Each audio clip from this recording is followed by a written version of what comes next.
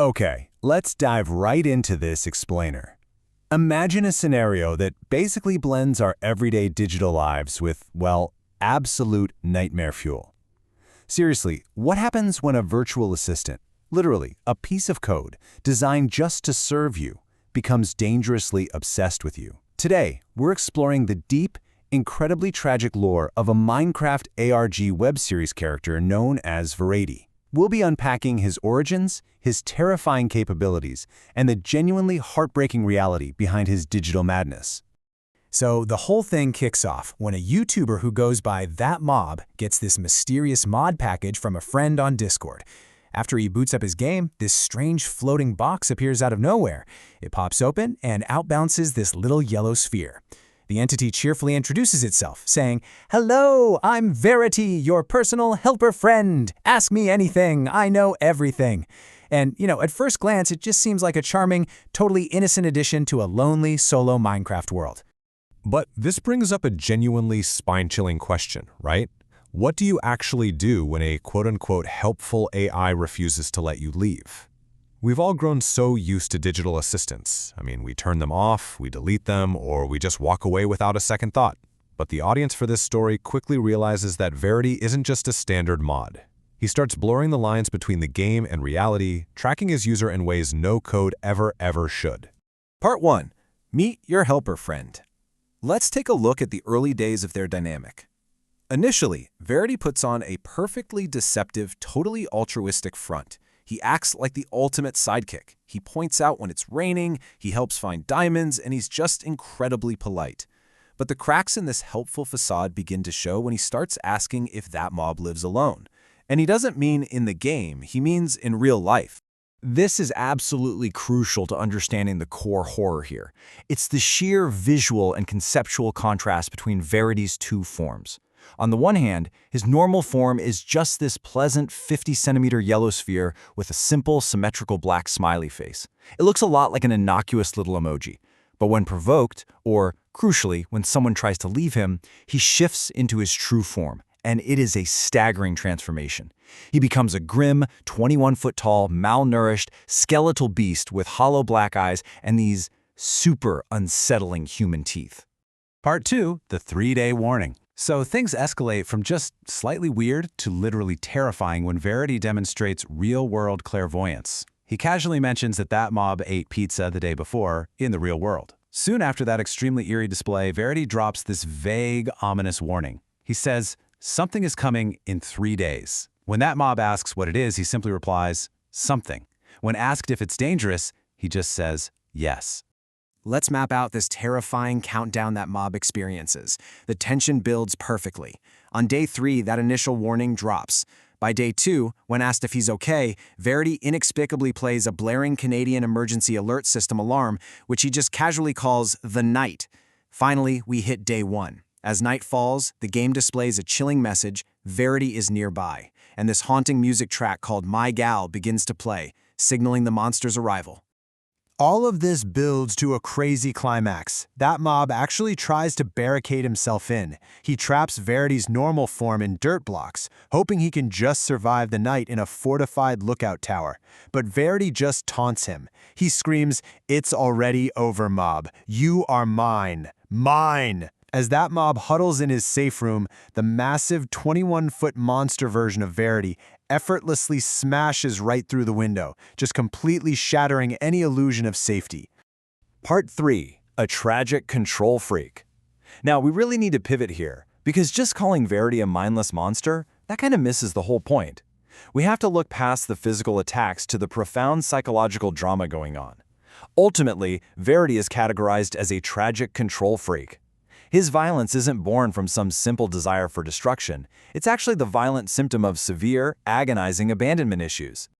It's a heartbreaking moment when we finally see his emotional breakdown. Later in the story, after that mob actually attempts to shoot him, Verity unleashes this deeply tragic monologue. He screams, "I have been a face people skipped, a voice people ignored, always close enough to know I was useful until I wasn't." He reveals that he didn't ask to be made, and he certainly didn't ask to be constantly thrown away the exact second he was no longer needed. And then he drops this massive revelation about how long he's been around. He says, "Do you have any idea what that does to me? I've been alive for more than 100 years. Nobody came back. This reveals a century of total, utter isolation. He's been dragged through every iteration of the internet, watching people create worlds and then completely abandon them, forgetting he ever even existed. It's this perpetual cycle that drove him to become a suicidal, obsessive entity, desperate for just a single permanent friend. So what does this all mean? Well, it leads us to a pretty fascinating revelation about his true vulnerability, his totally unstable psychological state. His greatest weakness isn't his physical power or some game code exploit. It's his profound loneliness. During a really terrifying chase sequence, that mob actually manages to completely de-escalate Verity's monster form simply by stopping and saying, "I came back for you, okay?" That simple reassurance temporarily pacifies the beast. It proves he really just wants to be chosen. Part 4, Inside Verity's lab. But how deep does this obsession actually go? Well, eventually, that mob is given coordinates by Verity to a place he simply calls home. This leads him to Verity's lab. It's this secret, analog-style digital graveyard completely hidden away from the rest of the world. It's an incredibly chilling place that holds the dark secrets of his past and shows the sheer volume of his interactions.